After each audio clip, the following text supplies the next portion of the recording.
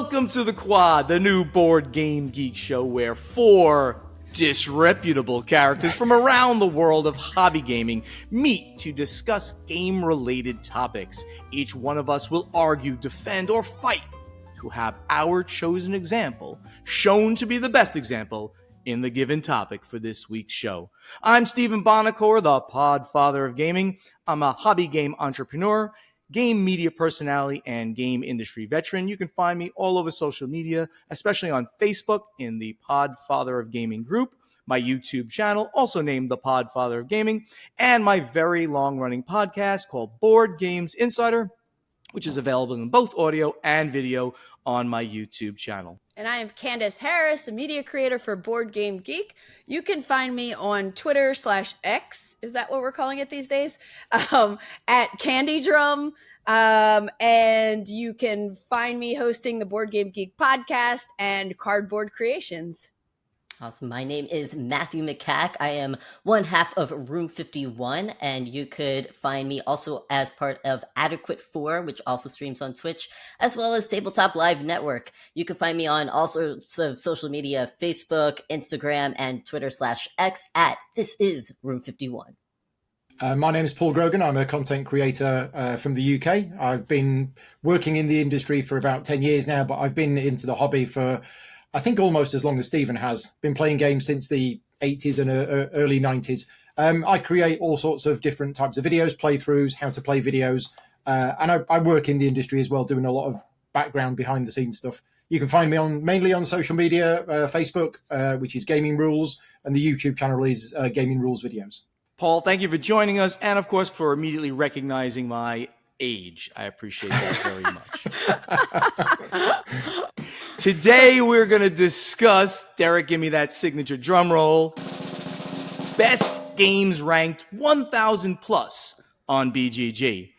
And each of us is going to tell you why our example is the best of these games or our favorite in this category or what makes it special in general. But let's define the category best games ranked 1,000 plus, which sounds self-evident, but we did add a stipulation. Yeah, Paul? Because when we were talking about it and we all said, oh, let's pick a game which is outside of the top 1,000, and we had a look at it and we went, oh, wait a minute, there's a game just outside the top 1,000 that is very likely going to make the top 20 games of all time. It's just only come out. So we had a rethink of it, and it was actually my Patreon supporters that suggested this as a topic.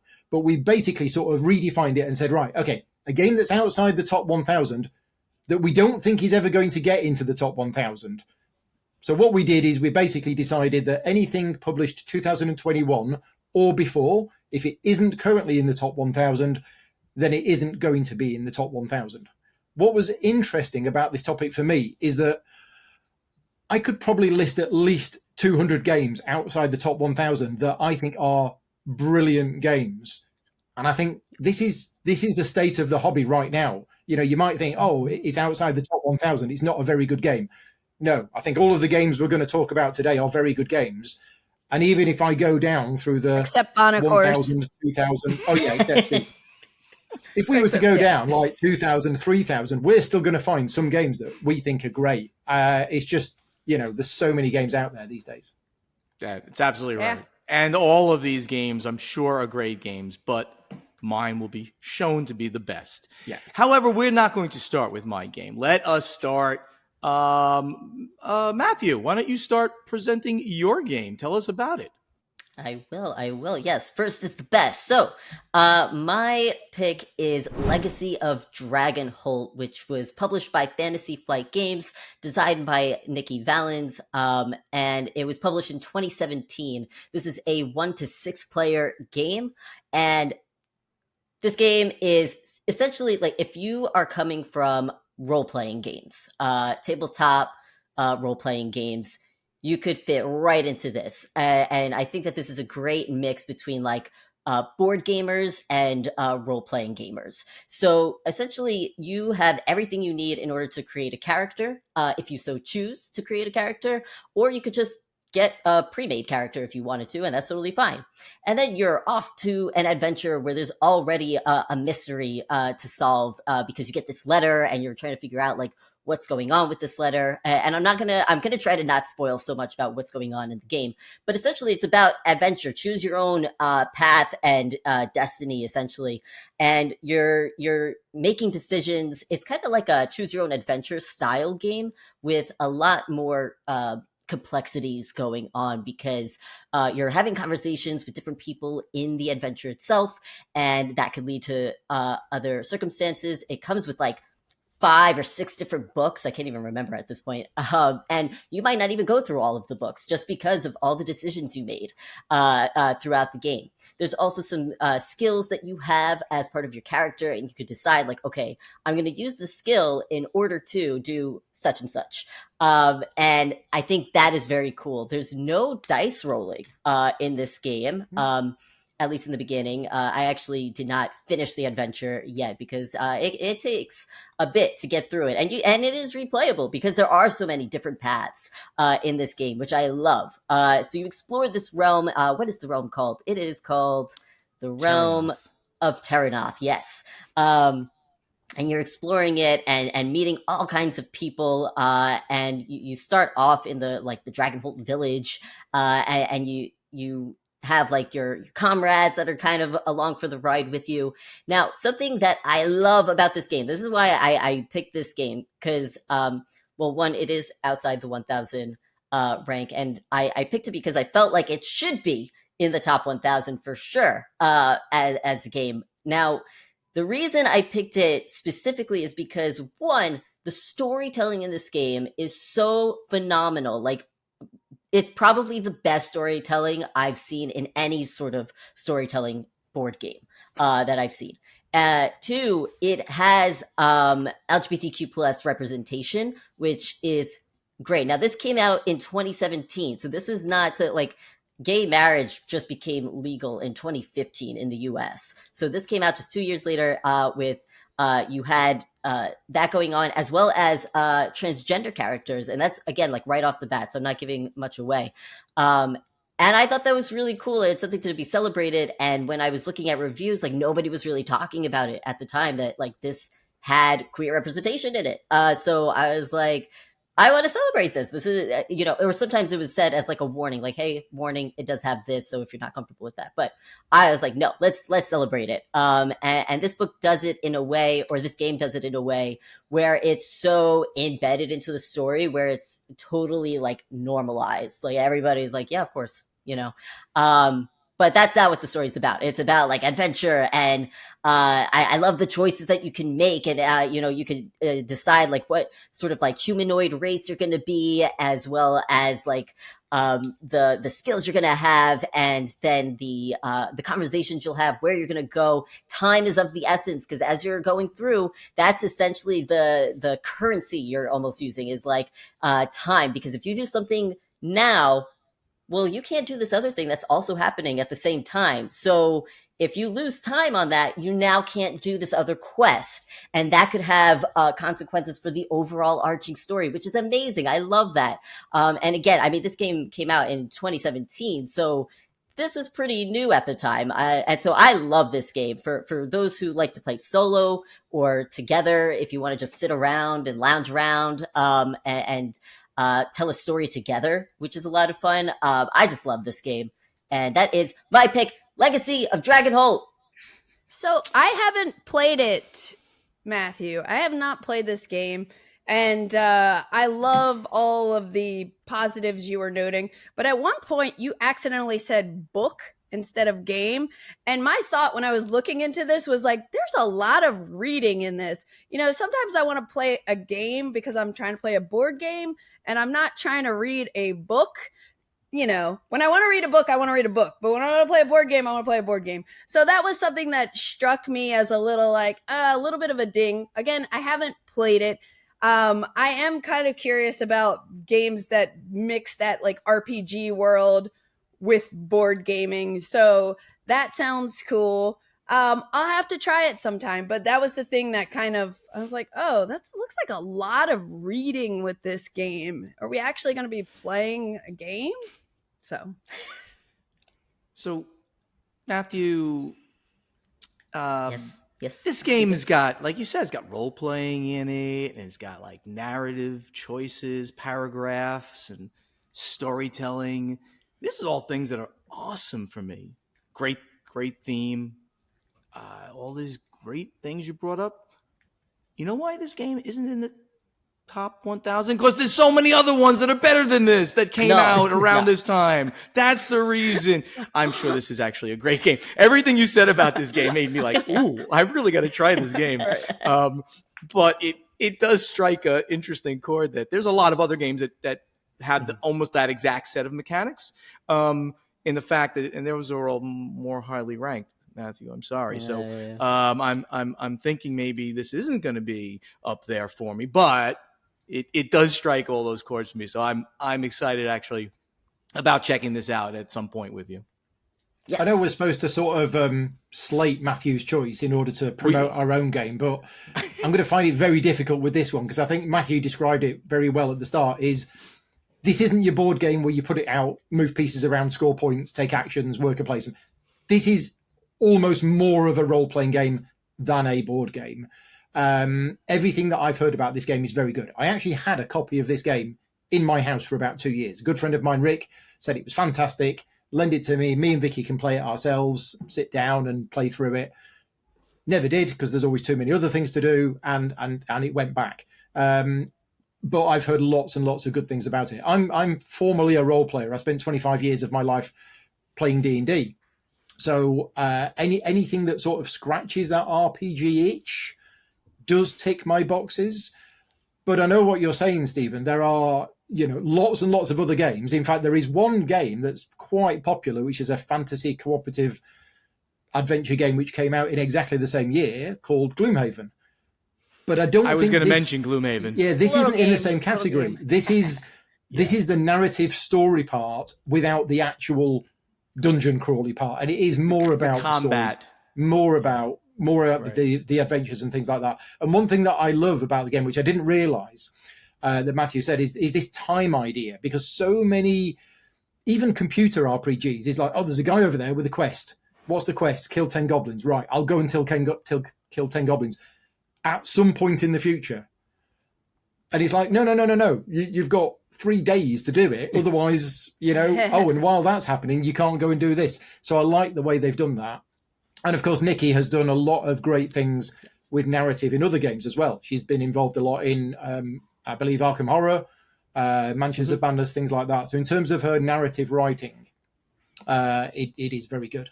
So it is also interesting that this is a Fantasy Flight game, which you would think, therefore, would have made it even more popular, but it wasn't. So, No. Good Matthew, again, try. a lot of things you said about think, this game yeah. are like, yes, but why is it only ranked 1,100? Problematic for me. Yeah. why was the we're game not gonna not get into it. popular? Right, exactly. Because people didn't know how good it was. That's right. This might be like a little too far on the RPG side for some people. It might be. I think it was just ahead Fantasy of Flight its do time. RPGs. That's the thing. So I'm trying to think, if another publisher had have picked this up, it probably wouldn't have even been, as big as it was. But Fantasy Flight Games might have been the right publisher for it because they also do RPGs in their catalogue, or at least they used to. All right, who's up next? I think it's Paul, right? I think it's me. So I was you quite got? surprised, actually, because, as you get older, Stephen, time goes even quicker. So the game that I'm going to talk about now is actually my joint favourite game of 2021. And I'm talking about this game. When we first came up with this topic, I thought, I'm probably going to have a game that's like, 10 years old or something like that. And as it is, I've got a game that's only 2 years old, and it is just outside the top 1,000, and it's Imperial Steam. Now, this was my joint favourite game of 2021 with Bitoku. But the reason why I ended up with 2 number ones is because I thought Bitoku was the more enjoyable game to play, but it wasn't a perfect production. And when I like to try and evaluate a game, I don't just go, how enjoyable was it to play? I also rate things like, was the game, did it flow well? Was the graphic design good? Was the rulebook good? Were we able to learn how to play it without spending hours looking up countless questions on BGG and things like that. So I try to evaluate the whole package when I'm rating how good a game is. And whilst Imperial Steam might be a very, very dry, boring theme that is probably a reason why the game isn't that popular, everything else about it, the production quality was fantastic, the rulebook was very, very good, and just everything about the production of the game was top notch. So it's designed by Alexander Humer. It was published by Capstone Games in America, Frosted Games in Germany, and various other publishers around the world. Funny story about this game is when Clay from Capstone Games contacted me about it, probably about, 6-9 months before it was due out, he described it to me as Lignum with trains, which I believe is one of the designer's previous games. Well, I played Lignum and absolutely hated it. The rulebook I felt was absolutely atrocious, and we really, really struggled. The graphic design was horrendous, and I just could not get to grips with the gameplay at all. There were too many barriers to it. So when this was described as Lignum with trains, I was like, oh. But then I looked at it and I thought, actually, this looks really, really good. So I'm gonna try it, and I'm glad that I did. Essentially, what this game is in fact, to give it its full name, it is. Let me just click on the box cover again. It is Imperial Steam, Southern Railways of Austria, 1839 to 1857. Now, if that doesn't get you excited, then I can't. Yeah. Oh man, I can't wait to see this. I mean, I need a cold shower after reading a box title like that. So what you're doing is it's actually a historically correct game. It's about the introduction of the railways, and you're building the railway from Vienna down to Trieste. It's played over a series of rounds. It's quite a heavy game. There is a lot going on, so you are looking at probably a 45-minute teach before you play the game, and it's a few hours long. And what you do in this game is you do the usual stuff that you would normally do in railway games. You're building tracks on the board, but you're not blocking tracks from other people. So multiple people can have the same connection to different cities. You just have to pay something if somebody else is there.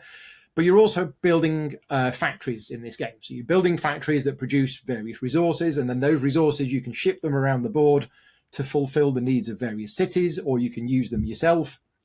But yeah, everything about the game, it has all of these elements. Somebody said, oh, is it a bit like an 18xx game? And I'm like, well, no, not at all. And they said, well, aren't there shares in the game? And I said, well, yeah, there are shares in the game, but you're not buying shares in other companies. It's your own shares. Basically, you own your company at the start of the game, but you're going to need to sell off shares in that company in order to make money. But if you do that, you have to pay the investors 10% for every share that you've sold. So you need to do it to get the money in, but then it's a balance between how much you want to do it. You're going to lose points at the end. One thing that's nice about the game is that it lasts for a maximum of 8 rounds, but if somebody builds that final link to Trieste, then that can end the game early. And even if that link is built or not, the game ends in one of two ways. And it's really interesting because you have these contracts. Like a lot of games, you have these contracts and it's like, oh, you've got to build these particular factories. And if you do, you're going to get bonus points at the end. But if nobody builds a link to Trieste, the contracts are ignored, absolutely ignored. So if somebody's been working towards them and got loads of contracts and fulfilled them all, then they're going to be worth loads of points at the end. But then nobody actually gets to Trieste, then you ignore the contracts completely. So the game can end in one of two ways, and the scoring is actually different depending on which way it ends. Now, what that leads to in every game I've played is this additional tension on top of everything else is like, is somebody going to get to Trieste? Because if they are not, all of this stuff that I've been doing has actually been a waste of time. And if somebody does, and you don't, and you have a contract and it's not fulfilled, you're going to get negative points. So yeah, you've got that going on as well. I've written loads more about it because it's actually been quite a while since I played this. And about an hour ago, I realized, wait a minute, you're going to ask me to talk about this game for 5 or 6 minutes. And I thought, I probably can't. So I'll quickly eat dinner and then quickly have a read through the rulebook. But that's essentially what it is without going into too many other details. And it's just surprising. And I don't know what your answer is going to be, Stephen, but I was just surprised at how good this game was. And it just came and went. It just fizzled, which was disappointing. I could start with the fact that you picked a game that was 2 years old exactly only. So, so it's going to fade more even probably. But you picked like the 1004th game and 2 years old. So you barely made this category. Barely. With the skin of your teeth, you made this category. I just want to start with that. And like I'll let everybody else talk a little bit after that. But this is like the safest choice of everybody's because of its Justin. Yeah. I'll jump in. I love Imperial Steam, and I completely agree with you, Paul, that like it is so bizarre to me that it is not more popular than it is. Like I wrote about it. I talk about it here and there. And yeah, it still shocks me because it's like all the heavy Euro gamers who love stuff like Brass. It's like, how are more people not talking about this game? And I think for 2021, I think it was just below Brian Boru, I think was my number one pick of that year. And this was number 2. So I think it's a fantastic game. That being said, I do recall, like, I feel like it was like a beast to kind of set up and definitely like a harder one to get to the table. And I might have picked this if you didn't say it first when we were talking about the years. Okay. So good on you for beating me to that. But yeah, I think it's a fantastic game, and I'm always so baffled that more people aren't playing it and talking about it. But to me, I think in a few minutes when we jump to my pick, I think there are other games that might just come to the forefront a little bit more in terms of like having great accessibility and amazing gameplay. So good pick, but I think there's another one that's a little better coming along. No, actually, one that was better was just spoken about, Candice. But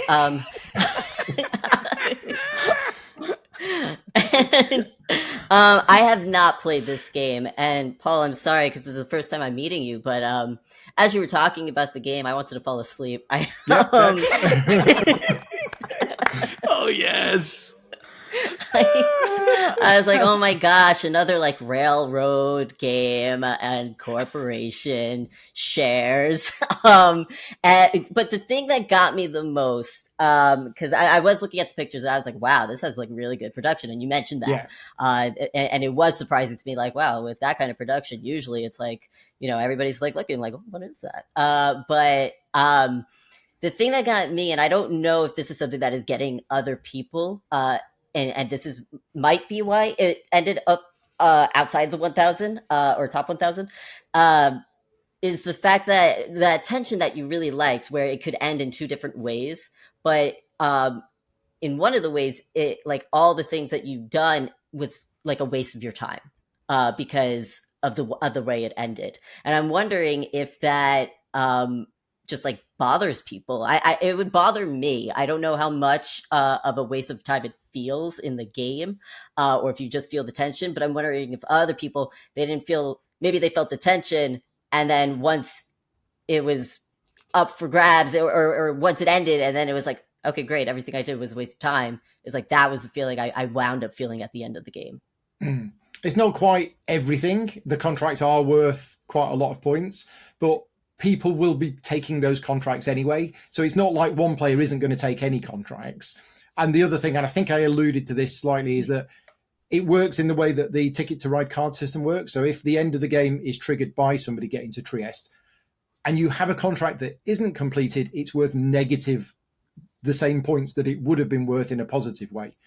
So sometimes, like I remember playing one game where I was going for these 2 contracts, and then it got near the end and I'm like, I don't think I'm going to do these contracts. Right. Well, I really hope nobody gets to Trieste because then I can just forget these. So it's kind of, sure, if you've completed the contract, you don't get anything for it. But if you haven't completed the contract, yeah, we'll just forget about that. We don't worry about that. So it can work both ways. And yeah, and I would kind of, on Paul's side, sorry, Bonacour, I would just say also, like, this does not feel like any other train game that I've played. Like, I think it has a really cool, like, worker management system to it and, like, more going on. So yeah, I think it's a cool game. You realize you're supposed to be beating up on his game, not agreeing. Yeah, with but- those He's our from machine. guest. Okay. He's our guest. It's all right. I supported Matthew. Candice is such a- supporting me. So we're all good. So I'm just reading a little bit from the BGG page. Economic, industry, manufacturing. Oh, calm down, Stephen. Trades. Just Oh, excuse me. I gotta get a cup of coffee here. I'm really getting tired from all of these. Very exciting. I need very hot after this. Anyway, this actually, I mean, it's a capstone game. I haven't played it, but a lot of the things, that are mentioned here are things that are really good mechanically and make sense. And Frosted Games, I know, is behind this game as well, and he's a very excellent designer. So there's a lot to be said about all the stuff here. It's just not an exciting game like my game, which we'll hear about in a second. And Dragonholt was pretty darn good too. So. All right. So are we ready to hear the best game of the panel today? Well, we're ready to hear the next game.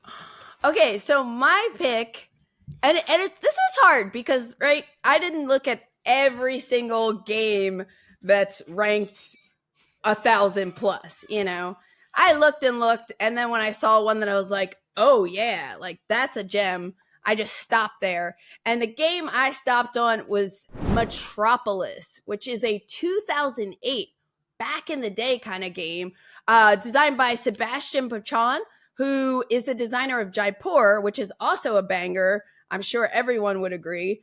So Sebastian knows what he's doing there. This was published by Istari Games, and it plays with 2 to 4 players. And this is a very unique spatial bidding city building game with some area majority scoring. And in the game, we are urban planners trying to construct buildings in the best places for scoring. So the game board is divided into 5 districts, and each district has a bunch of little spaces that are neighborhoods. So you have industrial, malls, parks, residential, and administration. And each player has 13 buildings of their player color, and they're blocks. So let's just pause for a minute. Like, the tactile experience of playing this game is awesome. These blocks are really cool and just feel good in the hands. But the blocks are valued 1 to 13, and they come in 3 different sizes, small, medium, and tall. I don't remember the exact range, but like 1, 2, and 3, I think, are small. Then, yada, yada, yada. 13 is the tallest. And during the game, you're going to be placing your buildings on the board to bid to take over land or to take over that, different neighborhoods on the board, which are going to score you points at the end of the game. The way it works is there's a starting player. The starting player will pick any space on the board that doesn't already have a building. And, let's say I put my building number 7 there. When it comes around to the next player, they can either pass or they can bid by placing a building with a higher value in an adjacent space on the board to where I placed mine. So they could put an 8 if they still have their 8 available. They could put a 9, or they could put a 13, in which case nobody can beat a 13. So they would take this space. But the cool thing is that you're bidding by placing, by this like area spatial kind of bidding, where you're getting to choose an adjacent space. And then, like, let's say it continued. The next player can then bid up, but they have to go adjacent to the last bid, the highest bid. So once somebody bids the highest, where everybody passes or cannot place a higher value building for bidding, the person who won is going to flip their building face down so you don't see the number. And then everybody else takes their bids back. They take those buildings back if they did not win. So now that player, whoever won, gets that space, and then they are going to start the next bid by placing on another empty space.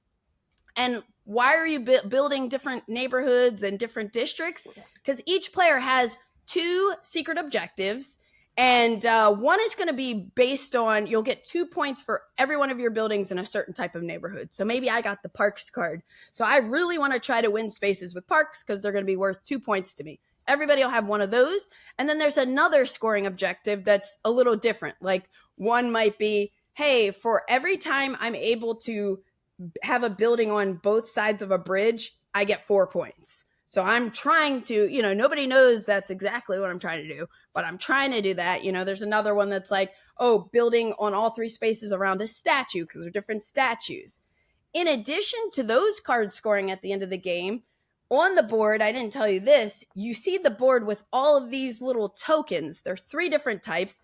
There are these trendy neighborhood tokens. There are subway tokens, and there are archaeological site tokens. So if you are able to win a bid and build on a space that has a trendy neighborhood token, you take that token. Every one of those tokens are 3 points at the end of the game. The subway tokens, if you win a space that has a subway token, you are going to gain, if you're the first person to do it, you're going to gain the subway card, which is worth, I think, 2 or 3 points, 3 points at the end of the game.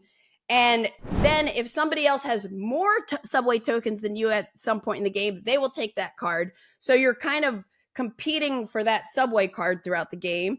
And on the opposite end, there is the archaeological sites. Nobody wants to build on archaeological sites. That's bad. So if you end up building on an archaeological site, those tokens are worth -1 point per token. But in addition, the person who has the most of them throughout the game will take a card which adds -2 points to whoever has that card at the end of the game. Then you're going to score for highest building in each of the 5 districts. So you're also competing for that. And the game is going to end once one player has placed out all of their buildings. And then you just count up your prestige, see who has the most points, and that's it. So this is an awesome game. I discovered it by meeting someone at BGG Con, or BGG Spring, I think, and like realizing we had similar taste in games. I looked to see what games he liked, and I think he had this game in his top 10. And I was like, what is this game? I've never heard of it. And I tracked down a copy of it on the Geek Market, and I played it so much when I first got it because I love it. It only takes about like 45 minutes to play, so you can break it out at the end of the night, break it out as a filler game. It's very easy to teach, so you can play it with just about anyone. And it's very thinky though. So it's a very elegant design that will have you really like thinking about what everybody's doing. You care about what other players are doing. It's really, you have tough decisions when it comes to which buildings to use when. You could be in positions where if you win one space, you might have secured a space because there's a wall and you can automatically get a cheap space and do all sorts of fun things like that. It's a great tactile experience, and like the table presence as you build up the city and all these blocks are on the board is super cool. So to me, like Metropolis is just a top-notch game that I think, well, they are the company. What company is it? Oh, I can't think of them right now. The ones who did Brass Birmingham. They are making a new implementation of this game called Skyrise, I believe. But I think it changes something. So I'm happy to have the OG version of the game. And that is Metropolis. It is just an elegant banger that I think I've never seen anyone not enjoy. I rest my case. So I've not enjoyed it.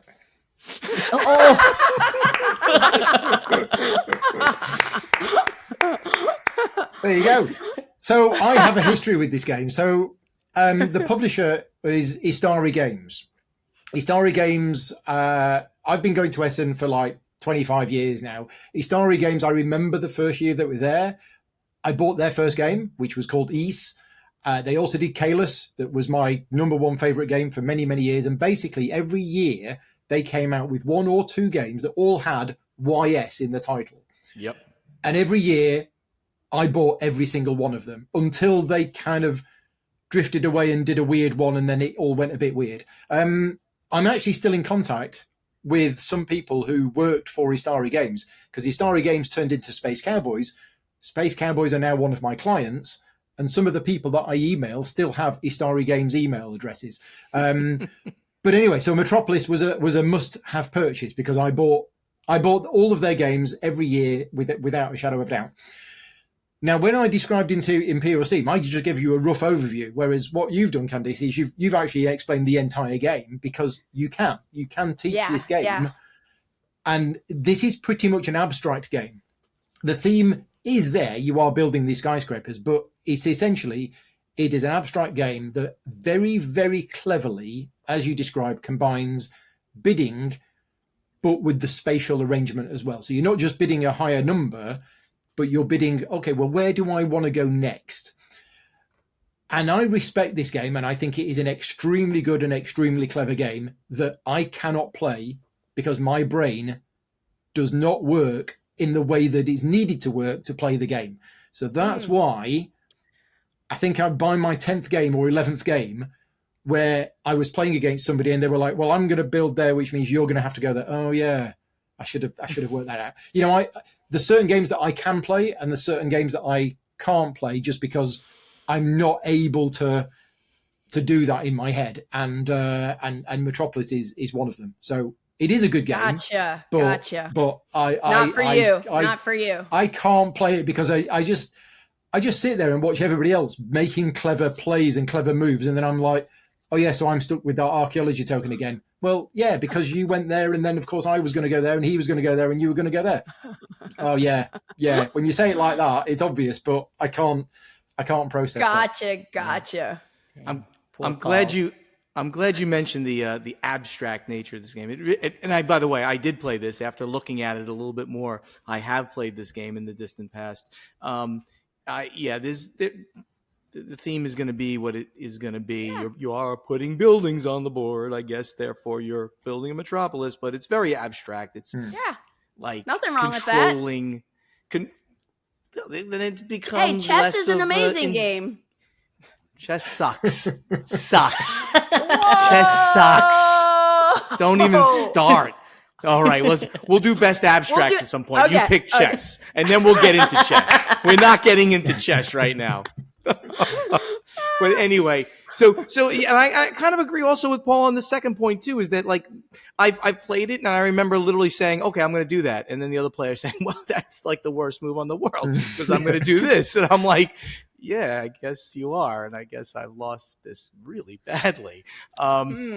So it's a kind of game I think that you either your brain is either going to work correctly to do this area control, have the best building, tallest building, best number, tallest in given areas to get the objectives, or it's not going to work for you. And in the end, while it's not a bad game by any stretch of the imagination, it's not.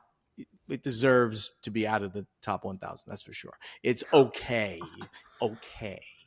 The only reason it's not in the top 1,000 is because of how old it is, I will say. But anyway, Matthew, what's your comment? Because Steven is clearly confused and doesn't have great taste. I mean, that I would agree with, but on this, I actually agree with Steven. So, this was the game out of the three that you all picked that I was most likely to like play. I was like, oh, Metropolis, okay, city building, and I'm always on the search for like a really good city building game because I'm from New York City, so I want to build cities. But I tend to come up with like, oh, that was okay. I didn't really feel like I built a city, and so I come up pessimistic about it, and then I was disappointed that this one is more abstracted out. Does that make it a bad game? Yes. Because you promised me something that wasn't there. I wanted city building. I think that's a matter of managing your expectations. I never, when I picked this game up, thought I'm going to be building a city. It's all about the bidding and the area majority. Go ahead. I mean, it is under the category of city building on BoardGameGeek, but I will say, for me personally, I'm not huge on like area control, and so I think that it wouldn't gel well with me. And then with the personal objectives of like, oh, and you need a bee next to this and that, but then also you could get like bidded out just because, and that was a bad move anyway, and now my secret objective play smarter, Matthew. I play harder, okay? And so Metropolis is a no-go for me. I'm sorry, Candice, but once again, wrong. It's okay. It's okay. You're all the missing other criticism out. that this game got, and I think it's fair criticism as well. And if you look at the board of this game, the artwork and the graphic design didn't do it any favors. Now, ultimately, I can agree with graphic that. design and artwork Good needs point. to be functional. You need to be able to see the different colors between the different areas. You can do that, but it was a bit ugly. It didn't look great. Yeah, and it was 2008. It's a different time. You know, if my game was picked from 2021, it would probably have better artwork, but it was a different Well, I don't know. time There's some bad games that still come out, but this game is not ugly, it's fugly. And that might be a colliding of two different words we won't talk about right now. I'm ready to hear what kind of game you're bringing to the table, Mr. Chatty McGee. That's right. So I'm bringing to the table one of the best party style negotiation games ever made, and it's I'm the Boss. Originally published in 1994 by Schmidt-Spiele, that's very unknown. Now published by Eagle Gryphon Games in its current edition. The original title was, and this is be very bad, it was a German title, Cola, Keys und Kena, which means bucks, booty, and bread. Money, money, money, essentially. The designer is American designer Sid Saxon, who's arguably the greatest of that first generation of American designers. And he was called the greatest designer in the world by Wolfgang Kramer, who, of course, is one of the greatest designers in the world. Mechanics, dice rolling, hand management, negotiation, roll and move, set collection, and take that. Oh, yeah, take that. Categories are economic and negotiation. It's for 3 to 6 players, plays in 60 minutes, ages 12 and up. If you want to make big profits in a hot deal, you need the necessary capital, or at least good connections, even without money. But with good contacts of influential investors, you can amass millions in deals, provided that you bring the correct people to the bargaining table. To get the others to play their cards in your favor, well, it's simply a matter of negotiation and a question of the distribution of the profits. But watch out for meddling outsiders in your deal who will botch up your good hard work with underhanded tricks, taking the reins of the deal out from under you. So I'm the Boss is all about negotiation, giving others a piece of the deal to get them to side with you to push the deal through, and holding the right influence cards in your hand to prevent others from mucking with the deals in the end. The game has up to 15 deals that you'll play with as few as 10, so there's a variable endgame condition there. And the latter deals are much more lucrative. Each player receives one investor card randomly to start, and the other investors are set to the side. They may come in later on. Each player receives 5 influence cards, and this influence deck is a large deck, and it's going to be drawn and cycled frequently, these cards being brought into the deals to try to win them. Your influence cards represent your power, and you need a good hand of influence cards at all time. You start with no money in this game, but in the end, the player with the most money is going to win. Each space on the game board represents a potential deal, one of the 10 to 15 deals that I mentioned, where investors have to approve the deal and the number of shares to be paid to each one of those investors. Okay, here's the turn sequence. Very simple. On your turn, you are the boss. In fact, it says it right there on the box cover. You are the boss. You can either say, let's make a deal in the space that you're in right now, or roll the die, move the marker to the new deal, and then either also say, let's make a deal, and this new space, it's a different deal, or draw 3 influence cards. Remember, influence cards are power, so you're going to be doing that a lot early on. When you say, let's make a deal, you open the negotiations to try to create a deal of the required investors. One of them's right in front of you. You got that card to start with. Or one of their family members, which are represented on some of those influence cards that I said that you have to have for power. And each one of the deals needs a different set of these cards, different combination of investors or their family members. Let me give you an example on a mid-sized deal. Say you need 3 investors. You need Wadsworth, These are just names in the game of investor families. You need Wadsworth, and then either Dougherty or Liebgeld, and either Cashman or Sachs. Now remember, there's a lot of these named cards in that influence deck. That's why you have to build that in your hand. Let's say that right in front of you, you have Wadsworth as an investor. So you say, I'm bringing Wadsworth in, but I need maybe to get, a Dow and one of these. All of a sudden, Candice immediately plays a family card right in front of her and says, I have Cashman. I want to be part of this deal. But Matthew plays a Cashman and a Dougherty saying, I'm going to come in with both of these. Give me a big piece of this deal, and I'll bring the whole deal together, just me and you.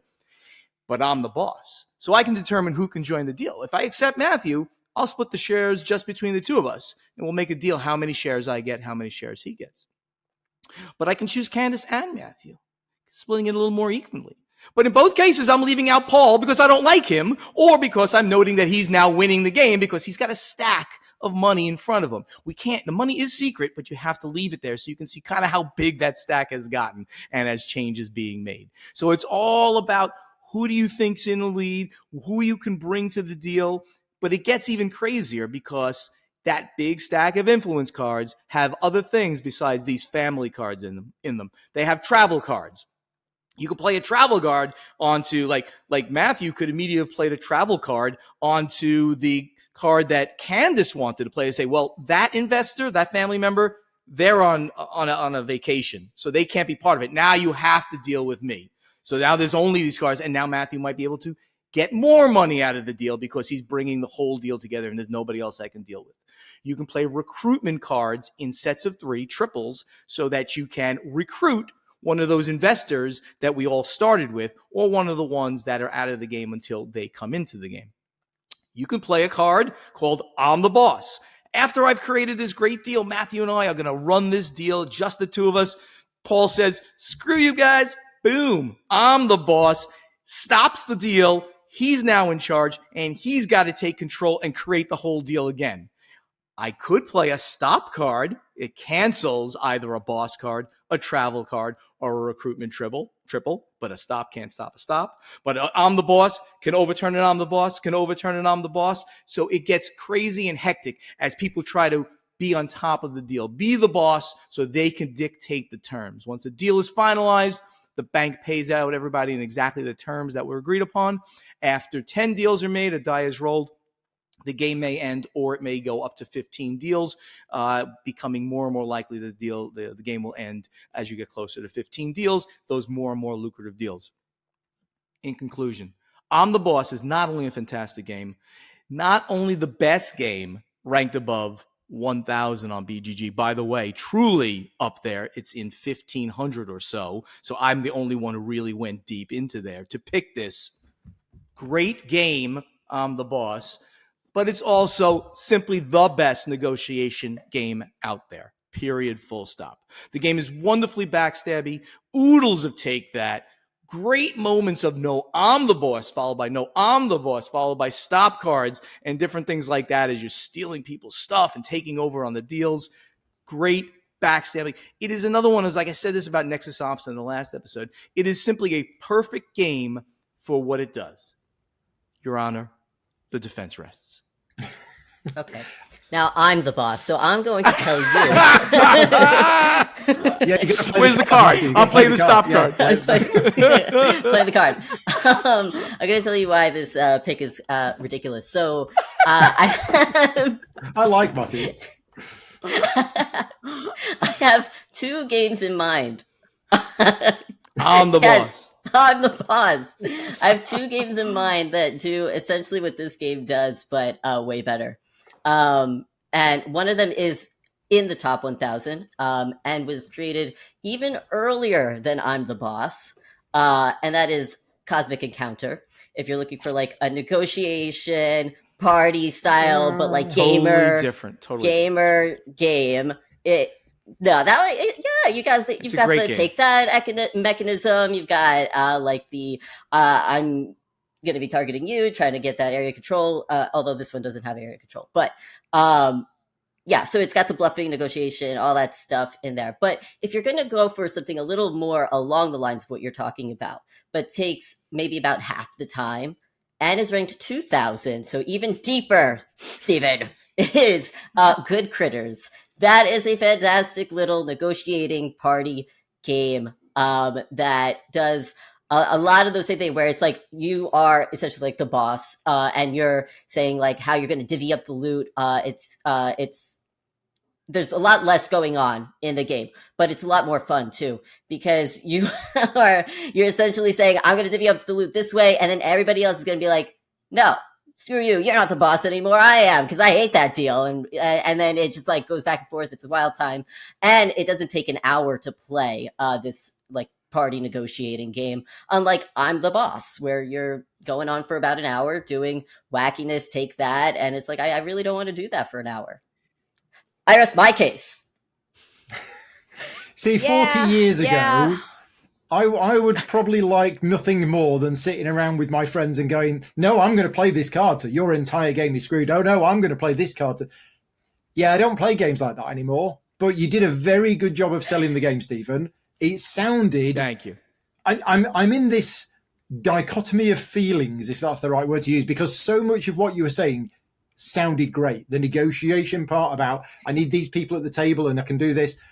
But then you interrupted it with 40-year-old and, as far as I'm concerned, dated game mechanisms that should not be a part of any gaming. But I don't play those games. I mean, you mentioned Take That. I don't play games with Take That. But the whole idea of somebody playing a card and it literally interrupting everything, but then somebody else playing a card that says stop. There are games out there that still use that, but they're not games that I play anymore. So, yeah. Fair. Yeah, it's just... But to be fair, Sid Saxon was ahead of his time in many ways. And this game has a caricature of Sid Saxon right there on the front. That's Sid Saxon. Okay, listen, now I'm the boss for a minute, and then I'm going on vacation because this is just ridiculous. I'm the boss is like, yeah, I completely agree. It is like this dated, like silly, random game that, you know, maybe if I'm having beer and pretzels on a late night and there's no other games in sight, you know, maybe not even we'll Good take Critters. this.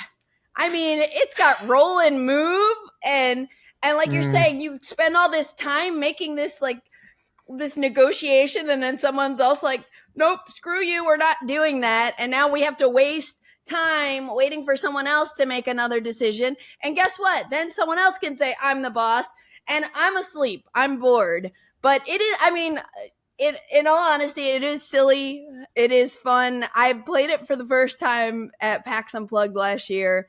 And really? Oh. yeah, I have played this game before.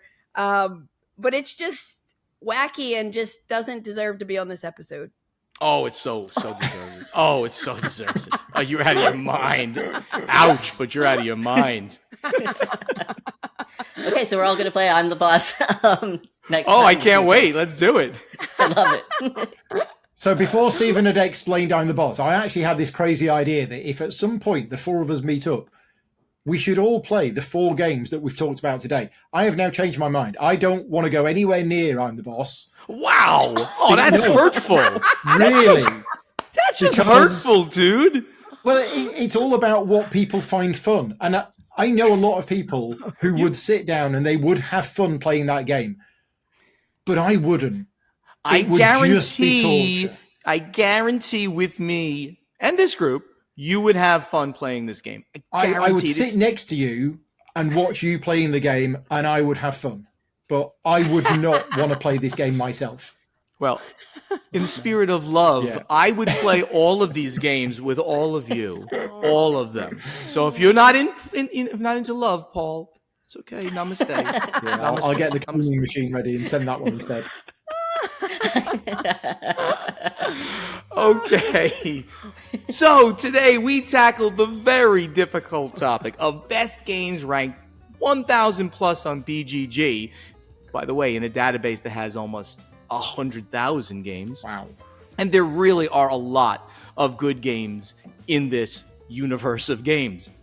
I hope you agree that the choices made by the co-hosts were excellent and really representative of the category. What do you think? Tell us in the comments for the show. Agree, disagree, say that Paul is just so mean to Bonacor. Tell us what you think. And just in case you've forgotten, I am Stephen Bonacor, the podfather of gaming. And I am Candice Harris from BoardGameGeek. I'm Matthew McCack from Room 51.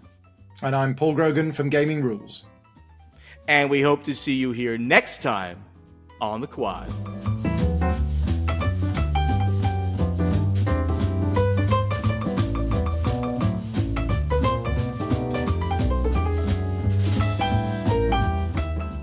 Nothing. I got no beer. I got no tea. I got no coffee. I got no soda. I got nothing. Product placement for the water. Product placement. I'm going to suffer for my art here. That's what I'm doing. All right.